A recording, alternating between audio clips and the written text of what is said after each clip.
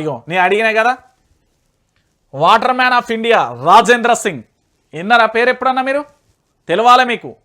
ముమ్మాటికి అవి కూల్చివేతలే. ఇసుక దోపిడీ కోసమే చెక్ డ్యాంల ధ్వంసం, ప్రభుత్వం ఉపేక్షిస్తే మరింత నష్టం.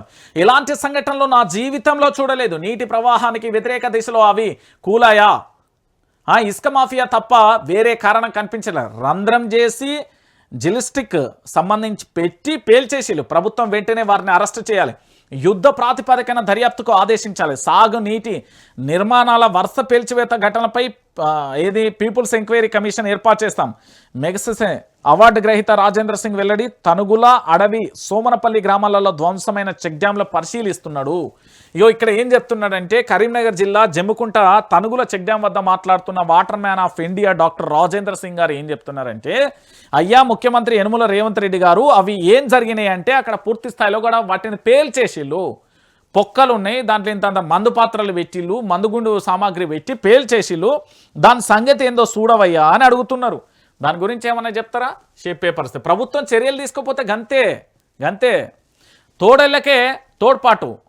హల్దీ వాగులో ఇంకా ఆగని ఇసుక దందియ. ముఠా నేతలతో ఉన్న ఉన్నతాధికారుల చెట్టపట్టాలు. వాగులో ఇప్పటికీ తొలగని ప్రైవేట్ రోడ్డు. అవినీతిపై హుక్కుపాదం. ప్రజల ప్రతిజ్ఞ నవ్వుల పాలు. వాగు పొడవున 20 క్వారీలు స్పాట్గా గుర్తింపు. 20 క్వారీలట. ఇంకేం చేయాలి? ఏం కథ? గింత ఘోరమైంది. ఇసుకను తోడేసుడేంది, చెక్ డ్యామ్లను పేల్చేసుడేంది, ఏ కాలంలో ఉన్నాం ఏంది? ప్రభుత్వాలు ఏడపోయినాయి, వ్యవస్థలు ఏడపోయినాయి, ఏం కథ? ఇప్పుడు ఏమన్నా వానకాలం, సరే వానకాలం వచ్చింది బిడ్డ, బాగా నీళ్ళు వస్తున్నాయి, వానలు అయ్యో రికాం లేకుండా ఇరామం లేకుండా కొడుతున్నాయి. మొత్తం చెరువులు, వాగులు, వంకలు అన్నీ ఉప్పొంగుతున్నాయి. ఆగమాగమైపోతున్నది. పూర్తి స్థాయిలో ఏదేదో అవుతున్నది అన్నట్టుగా ఆదాయ చలికాలం. బయటికి వెళ్తే గజ్జ వనికే చలి ఉన్నది. ఈ చలిలా ఇంకా డ్యామ్ కూలిపోయిందంటే డైపర్ వేసుకున్న పోరాడు కూడా నవ్వుతాడండి. ఇజ్జత్ పాడుగాను. ఇది ఎక్కడదండి?